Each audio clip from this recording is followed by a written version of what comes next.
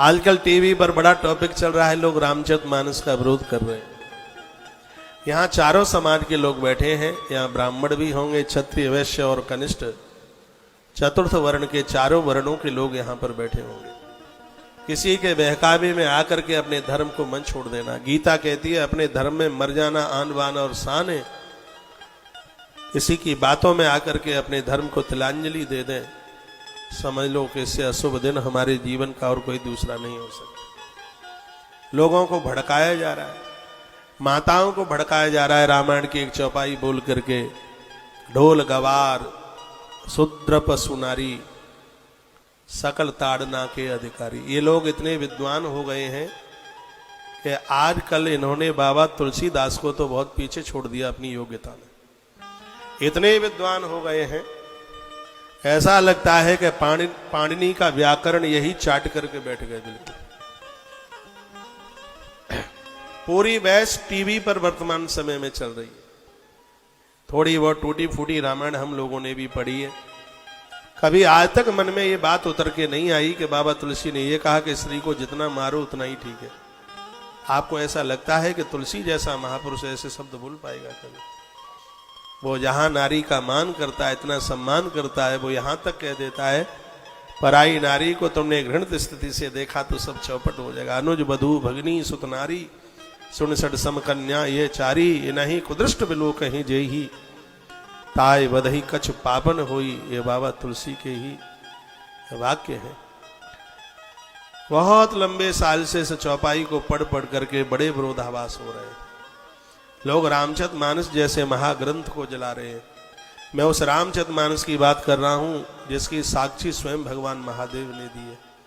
जिस समय अवधी भाषा में रामचरितमानस लिखी गई थी तो काशी के विद्वानों ने इसको फैल कर दिया। भगवान महादेव एक बूढ़े ब्राह्मण का वेश बना करके आए। उन्होंने कहा कि विश्वनाथ के मंदिर में इस रामचरितमानस को रखिएगा और इसका निर्णय स्वयं विश्वनाथ करेंगे। तो जितने भी ग्रंथ थे वो सब नीचे रख दिए गए, रामायण को सबके ऊपर रखा गया। मंदिर में बाहर से ताला डाल दिया गया। दूसरे दिन मंदिर खोला गया तो रामचरितमानस नीचे थी और सगरे ग्रंथ थे वो ऊपर थे। मंदिर में से आवाज आ रही थी कि रामायण सभी ग्रंथों की नींव है, नींव कमजोर होगी तो मंजिल नीचे गिर जाएगी। और उसके ऊपर सिग्नेचर महादेव के हो रहे थे, सत्यम शिवम सुंदरम। ये रामचरितमानस तुम्हें सत्य की तरफ लेके चलेगी, शिवम कल्याण की तरफ लेके चलेगी, और सुंदरम ये रामचरितमानस तुम्हें भक्ति की तरफ लेकर के चलेगी। आज इस भारत में करोड़ों करोड़ों लोगों की आस्था रामचरितमानस के साथ में जुड़ी है। रामानंद सागर को कैसा लगा होगा जब ये टिप्पणी की गई होंगी, जिन्होंने इतना बड़ा सीरियल रामायण का बना करके तैयार किया। जब उस रामचरितमानस के माध्यम से उस समय रामायण आता था टीवी पर, आपको भी ध्यान होगा चलती हुई ट्रेन रोक दी जाती थी। ड्राइवर कहता था कि नौकरी से छुट्टी दे दो, लेकिन मैं रामायण का सीरियल देखे बिना नहीं रहूंगा। सरकारी दफ्तरों में ताले डल जाते थे। राम हमारे आदर्श हैं। राम का जीवन एक ऐसा जीवन है जो हमें मनुष्यता, जो हमें मानवता को दिखाता है, जो हमें एक जीने का ढंग बताता है। वो हमारे आदर्श भगवान प्रभु श्री राम है। किसी भी जाति बिरादरी का कोई भी व्यक्ति प्रभु राम को पढ़ता है तो उसे ऐसा ही लगता है कि राम हमारे आदर्श है, राम हमारे जीवन है। आज भी किसी का बच्चा बहुत अच्छा होता है तो यही कहा जाता है कि मेरा बेटा तो बिल्कुल राम है, ऐसा बोला जाता है। हमारे देश की मर्यादाएं राम को छू करके चलती हैं। राम जैसा पुत्र, राम जैसा पति, राम जैसा भाई, राम जैसा भगवान। और एक बात और मैं आपको कहूँगा, यदि किसी के लिए तो राम जैसा दुश्मन भी कहाँ मिलेगा, जो सुबह ही सुबह अंगद को लंका के लिए प्रभु राम भेजते हैं और कहते हैं अंगद रावण के पास जाओ और ऐसा कुछ करना अपना काम बने और दुश्मन का भला हो जाए। ऐसे प्रभु राम हैं जो दुश्मन का भी भला चाहते हैं। अरे कितना बड़ा दुर्भाग्य होगा उन लोगों का जो ऐसे राम के लिए कटाक्ष करे। जो भी यह रामायण लिखी गई है वो राम जी की उपस्थिति में लिखी गई है। हमारे और आपके पास तो इतना तप नहीं है कि राम को देख लें, लेकिन जिस महापुरुष ने रामायण लिखी है वो परम राम भक्त है। मैं उस गोस्वामी तुलसीदास जी महाराज की बात कर रहा हूँ जिसने मृत व्यक्ति को जिंदा किया। एक बार की बात थी, जिस समय वह सोरों की तरफ से आगरा की तरफ आ रहे थे, तो क्या हुआ कि किसी गांव से निकले एक जवान 32 वर्ष के एक युवा की मृत्यु हो गई। 150 आदमी वहां पर बैठे बैठे वहां पर रुदन कर रहे थे। इतने में गोस्वामी तुलसीदास जी आए और जिस पत्नी का, जिस स्त्री का पति मरा, उसने तुलसी बाबा को प्रणाम किया और उन्होंने कहा अखंड सौभाग्यवती भव। ज्यादा तरह से वो यही आशीर्वाद देते थे। तो गांव के लोगों ने कहा महात्मा जी, आपका दिया गया आशीर्वाद तो असफल है, क्योंकि इसका पति तो मरा हुआ पड़ा है। आगे 45 मिनट कीर्तन किया गोस्वामी तुलसीदास जी महाराज ने। मरा हुआ 32 साल का युवा खड़ा हो गया। आकाश से फूलों की वर्षा हुई थी। गोस्वामी जी के मुंह से आवाज निकली थी, सियावर रामचंद्र की जय। ये सियावर रामचंद्र की जय। उस समय मरा मुर्दा खड़ा हुआ। उस समय गोस्वामी तुलसीदास जी महाराज के मुख से ये जयकारा निकला। उस समय इतनी बड़ी महिमा बाबा तुलसी की बिखरी सब जगह। यह आवाज उस समय बादशाह अकबर का राज्य होता था। अकबर को सूचना मिली। एक दिन अकबर ने बाबा तुलसी को अपने दरबार में बुलाया। तुलसी अनुष्ठान में थे और उन्होंने कहा कि मुझे कोई राजनीति राजसत्ता से कोई मतलब नहीं है, मुझे अपना भजन करने दीजिए। अकबर को सूचना मिली और इसमें उसने अपना अपमान समझा कि मेरी हुकूमत को नहीं माना और फतेहपुर सीकरी की जेल में महात्मा तुलसी को 40 दिन के लिए जेल में इसने पटक दिया। अकबर ने, पहला ही दिन था, जेल में थे बाबा तुलसी, तो उन्होंने सोचा कि अब यहाँ पड़े तो हैं ही, तो कुछ तो कर लें, कुछ लिख लें। उन्हें लेखनी का बहुत बड़ा अभ्यास था। 80 वर्ष की उम्र में, वृद्धावस्था में, तो उन्होंने रामायण लिखी थी। 126 साल तक गोस्वामी तुलसीदास जी इस जमीन पर रहे हैं। 126 वर्ष। 80 साल की उम्र में तो उन्होंने रामायण लिखना आरंभ किया था। हनुमान चालीसा उन्होंने जेल में लिखा। 40 दिन रहे वो और 40 दिन में उन्होंने हनुमान चालीसा की 40 चौपाइयां लिखी। और जैसे वो 40वां दिन था, बादशाह अकबर का महल बंदरों ने चारों तरफ से घेर लिया, अनगिनत बंदर। अकबर परेशान। उसने अपने लोगों को पूछा कि ये क्या हुआ। लोगों ने कहा तुमने हिंदू सनातन महापुरुष का अपमान किया है और ये सब हनुमान का रूप है, तुम्हें जिंदा नहीं छोड़ेंगे। उसने हाथ जोड़ करके कहा, हे बजरंगबली हनुमंत लाल, यदि आपका ही रूप है तो इस महात्मा से क्षमा मांगने के लिए मुझे रास्ता दे दो कि मैं जेल तक पहुंच जाऊं। अकबर वहां पहुंचा, बाबा तुलसी के चरणों में जाकर के गिरा, कहा मुझे माफ कर दो। बाबा तुलसी ने कहा अकबर को कि अब तू यहां न रहना, नहीं तो तेरी खोपड़ी के टुकड़े टुकड़े हो जाएंगे। उस दिन के बाद फतेहपुर सीकरी में कभी अकबर नहीं गया। उसने दिल्ली को अपना गद्दी बनाया। उन्होंने बाबा तुलसी से क्षमा मांगी, माफी मांगी। मैं तुलसी की आलोचना, बाबा गोस्वामी, पूज्य गोस्वामी तुलसीदास जी महाराज जी की आलोचना करने वाले लोगों को कहना चाहूंगा, यह बिल्कुल दुर्भाग्य है, बहुत कोई अपराध है कि ऐसे महापुरुष के बारे में कुछ ऊट पटांग सोचा जाए। यह बिल्कुल भी ठीक नहीं है। करोड़ों करोड़ों लोगों को जीवन बाबा तुलसी की रामायण ने दिया है। रामलीलाएं होती हैं। अरे भैया, अरुण गोविल जी राम बने, आज भी कहीं निकल जाते हैं, उनको लोग राम के रूप में ही उन्हें वंदन करते हैं, उन्हें प्रणाम करते हैं। हम बड़भागी हैं। घर घर में अलख राम कहानी घर घर तक पहुंचाने में गोस्वामी तुलसीदास जी महाराज जी का सबसे बड़ा योगदान है। इनका दर्शन करना, इनके दर्शन का स्मरण करना, यह हमारे लिए एक बहुत बड़े सौभाग्य की बात है। मैं लौटकर उस चौपाई पर आता हूं जिसका बहुत ज्यादा आजकल न्यू टीवी चैनलों पर चलना हो रहा है। थोड़ा बहुत मुझे टाइम मिलता है, कल मैं भी सुन रहा था।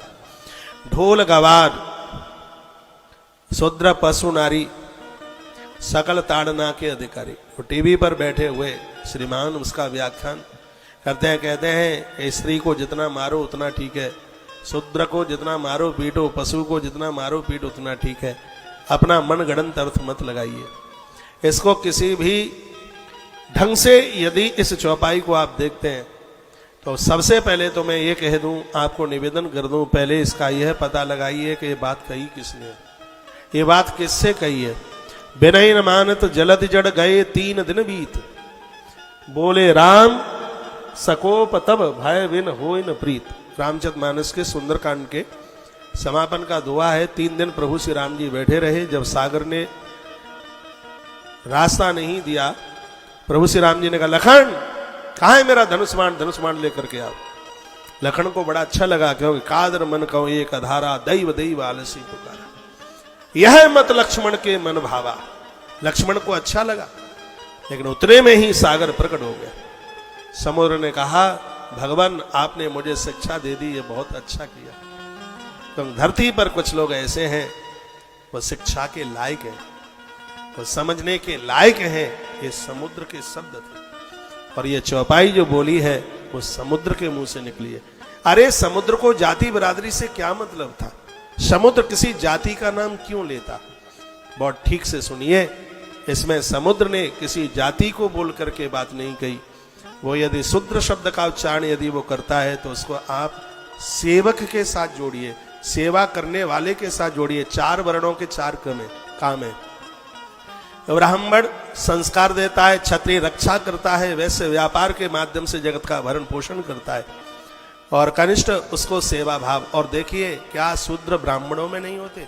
जो सेवा कर रहा है उस सेवक को ही यह चतुर्थ वर्ण का जो नाम दिया गया। और इसमें बुरा क्या? यदि मैं सेवा कर रहा हूं तो ये नाम मेरे लिए भी हो सकता है, मैं सेवा कर रहा हूं तो ये नाम आपके लिए भी हो सकता है, यदि मैं सेवा कर रहा हूं तो यह नाम किसी और चौथे के लिए भी हो सकता है। यहाँ जाति से मतलब नहीं है, यहाँ सेवा से मतलब है। गोस्वामी तुलसीदास जी ने जो लिखा है वो समुद्र ने कहा है। समुद्र ने कहा, भगवान आपने हमें शिक्षा दी है, धरती पर इतने लोग शिक्षा के लायक हैं, शिक्षा के बिना काम नहीं चल सकता। जो ढोल बजाने के लिए जा रहा है उसे शिक्षा दी जाएगी, नहीं तो वो ढोलक को फाड़ डालेगा, खत्म कर देगा। ठीक से नहीं बजाएगा तो उसमें से बेसुरा आएगा। देखिए उसकी बात को ठीक से समझिए। समुद्र ने क्या कहा? जो ढोल बजाने के लिए जा रहा है उसको शिक्षा देनी पड़ेगी, उसको समझाना पड़ेगा कि ढोल बजता कैसे है। ढोल बजाने वाले के लिए शिक्षा देनी पड़ेगी।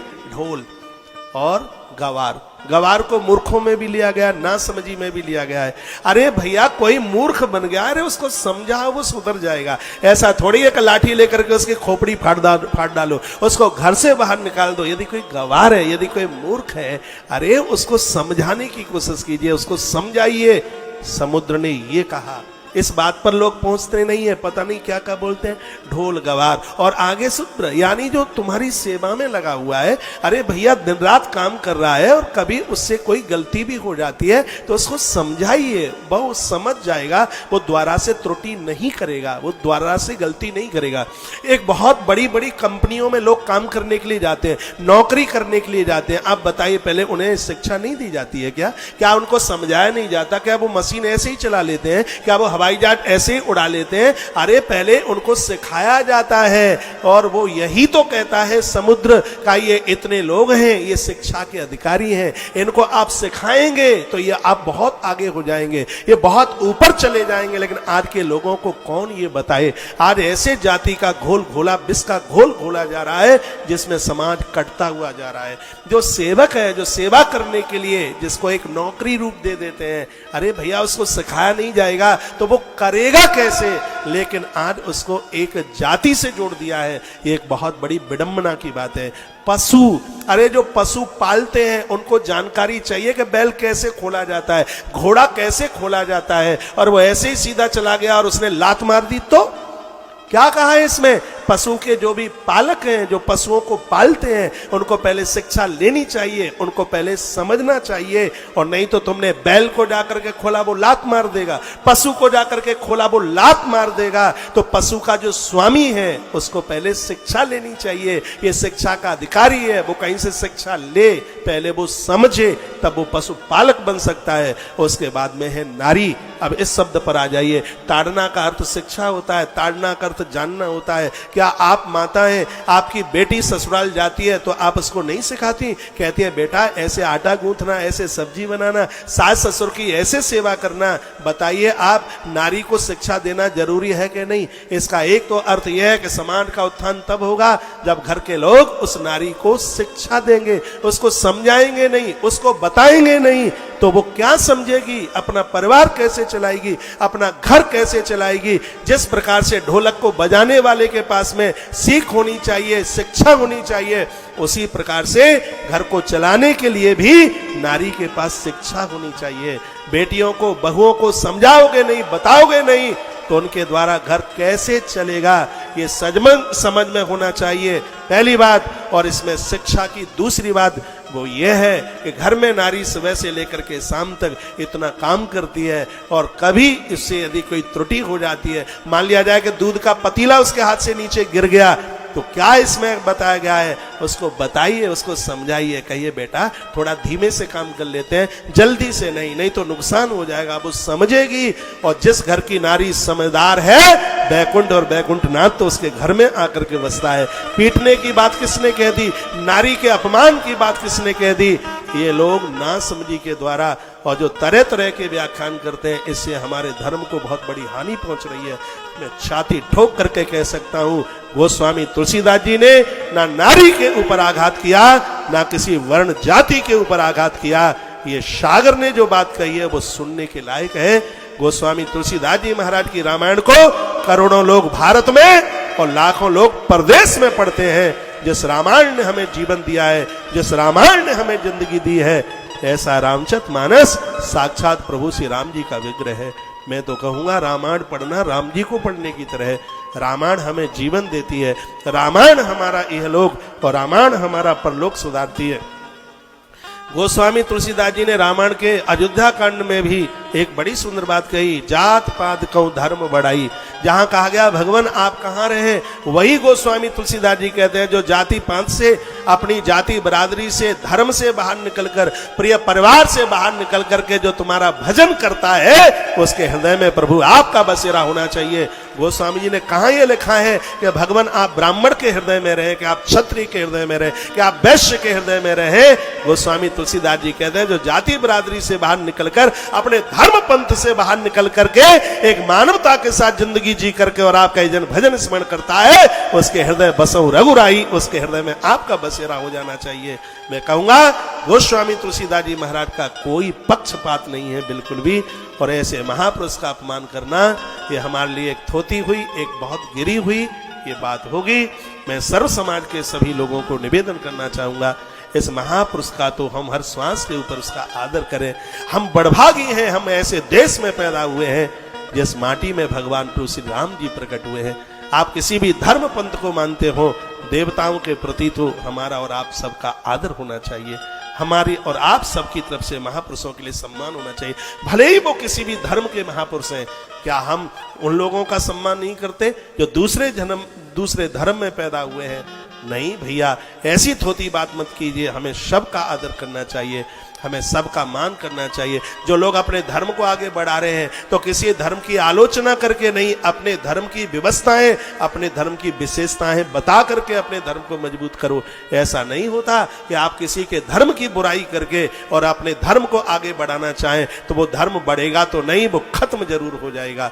हम तो अपनी व्यासपीठ से आज तक कभी किसी के धर्म की बुराई नहीं करी, हम तो अपने धर्म की बड़ाई बताते हैं। और मेरे ही प्रवचन का ये शब्द है, यदि किसी की 8 फीट की कोई लकीर है, मुझसे कोई ये कहे कि इस लकीर को छोटा करके बता दो, तो हम किसी की 8 फीट की लकीर को मिटाएंगे नहीं, अपनी लकीर को 8.25 फीट की कर देंगे, तो उसकी तो लकीर अपने आप ही छोटी हो जाएगी। इसलिए मैं थानला की पवित्र व्यासपीठ से निवेदन करूंगा, अरे इस चौपाई के ऊपर तो हम पूरा दिन भर बोलते रहे तो इसका व्याख्यान पूरा नहीं हो पाएगा। मैं अपनी सभी माताओं के साथ में कहना चाहूंगा, लोगों की बातों में मत आ जाना। गोस्वामी तुलसीदास जी जैसा महापुरुष कभी नारी शक्ति का कभी अपमान कर ही नहीं सकता। उन्होंने समझाने की बात कही है, वो कहते हैं बेटी को समझाया जाएगा, नारी को समझा जाएगा तो उसका घर घर नहीं, उसका घर स्वर्ग बन जाएगा। तो इसमें उन्होंने क्या बुरा कह दिया है? सेवक को नहीं समझाया जाएगा। ऐसे कितने सेवक हैं, सेवा करने वाले लोग।